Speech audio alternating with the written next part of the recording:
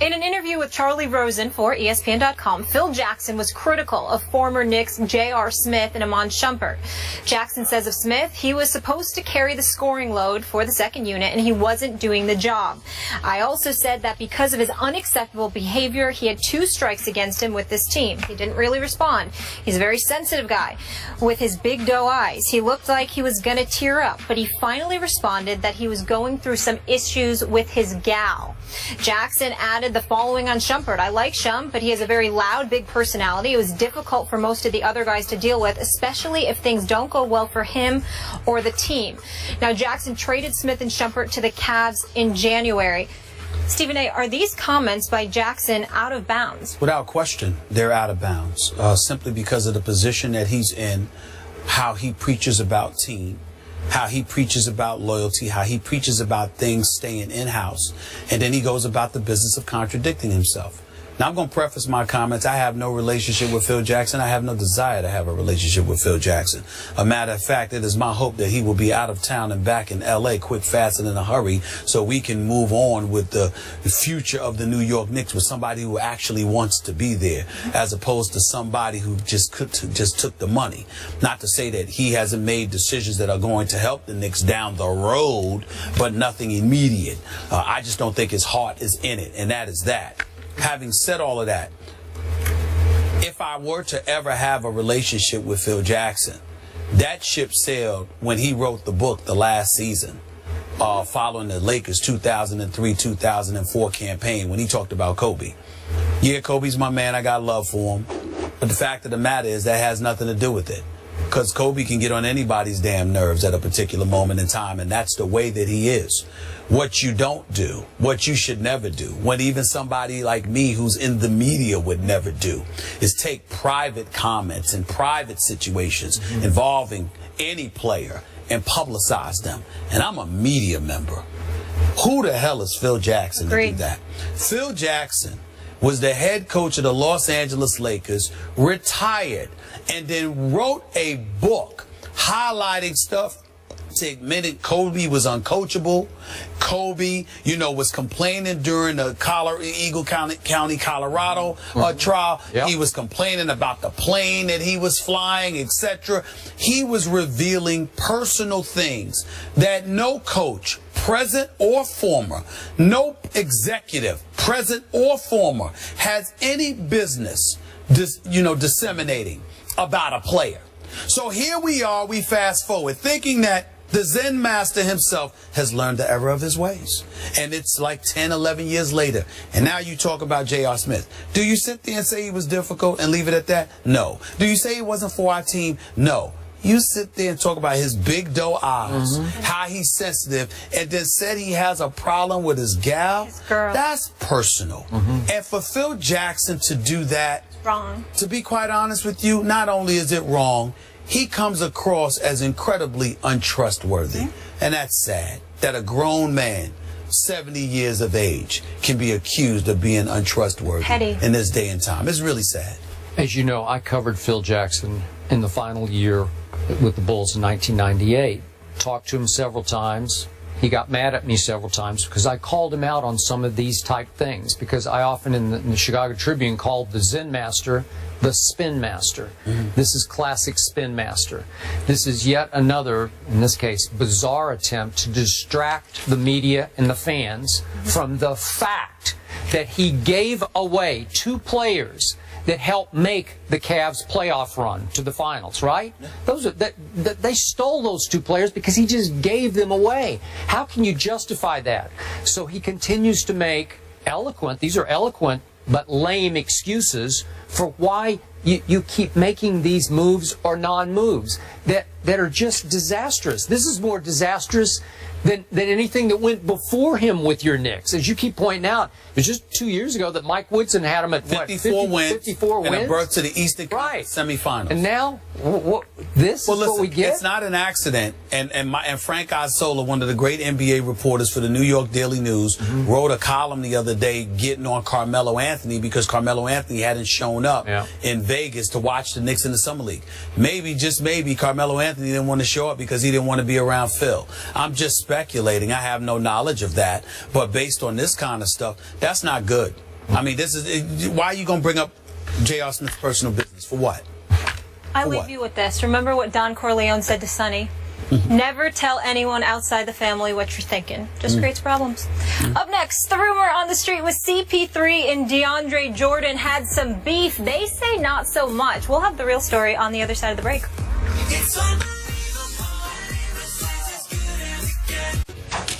Well, it was a grind. They've been together about 17 days, and they really started to kind of gel here these last 2 or 3 games, and they listened and they played really hard for me, and so I'm just really appreciate their attentiveness and their alertness and their desire to win. They just competed. They were tired and they just fought through a lot. So all the credit really goes to them.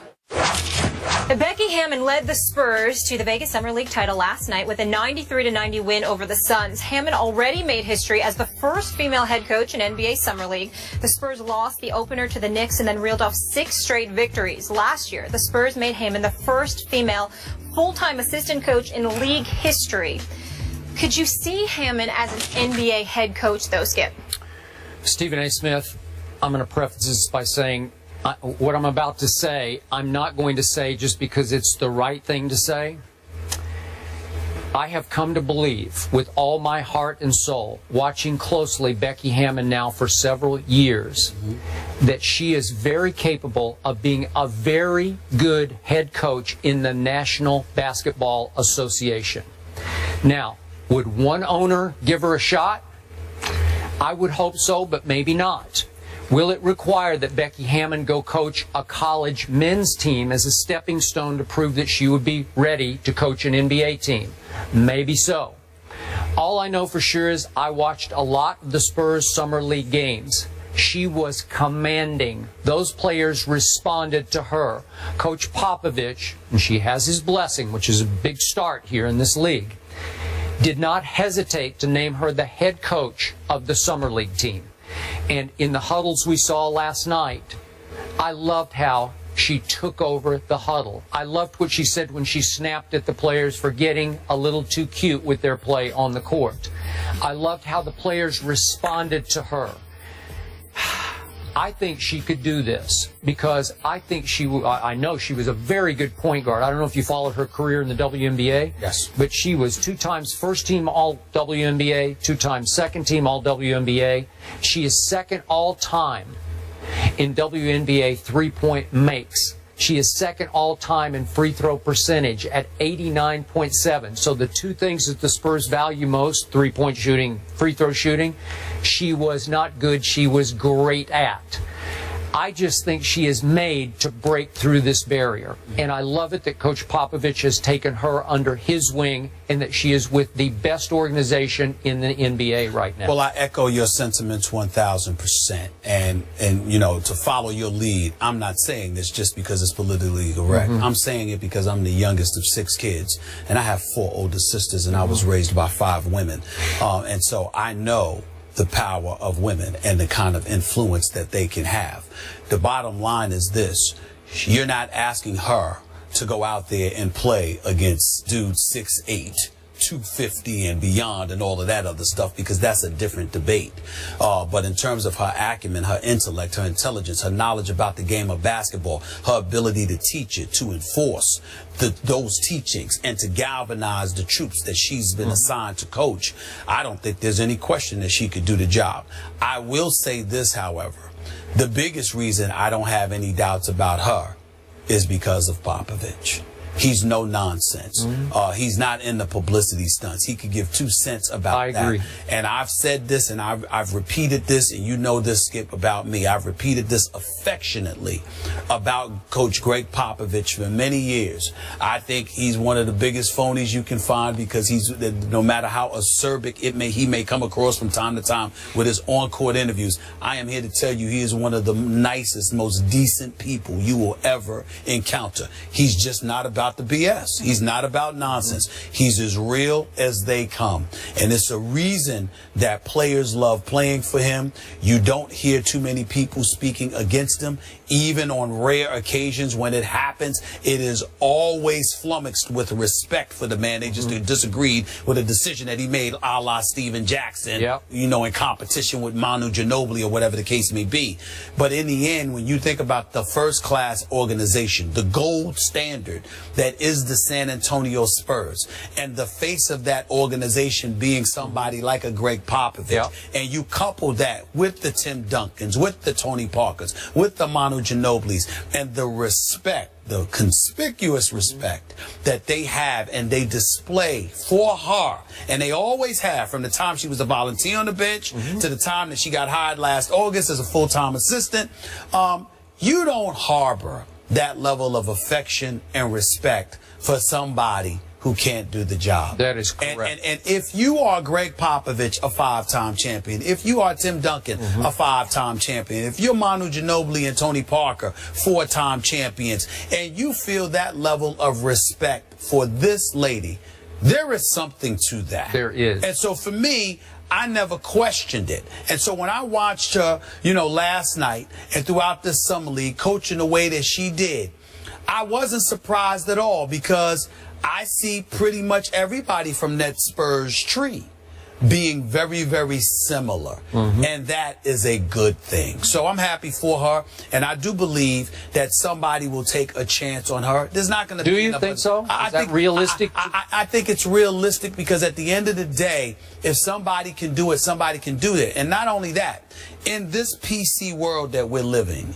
in this day and age, as much as it is to our dismay from time to time, because it might dilute realness or squash realness, and you know, people like myself and Skip, we just don't really care for the most part, because we're going to try to be as real and authentic as we can be, because I ain't changing, I can tell you that much. The bottom line is this: if you have somebody in that position who happens to be a female, you don't have to talk about what's politically correct or what's appropriate or whatever the case may be, when the walking embodiment of it happens to be an authoritative figure. It sort of makes the world easier.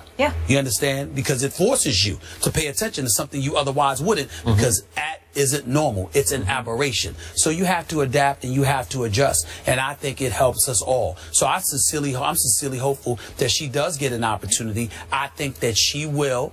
And I think it's because it will be earned, and not just because of Popovich, but also because of Mike Budenholzer and the job he did in Atlanta. That Spurs tree is elevating in respect. You got it. Everybody's taking notice. And if, in fact, Coach Pop, as he says, is going to coach on through the LaMarcus Aldridge contract 4 more years, as a Spurs fan, it would not bother me if Becky could wait it out for those 4 years, continue to learn, and take over. Would they make that leap with that model franchise that is the Spurs?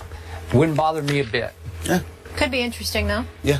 We stay in the association. Up next, a team struggling just a bit. Phil Jackson had some choice words about J.R. Smith. He did not hold back.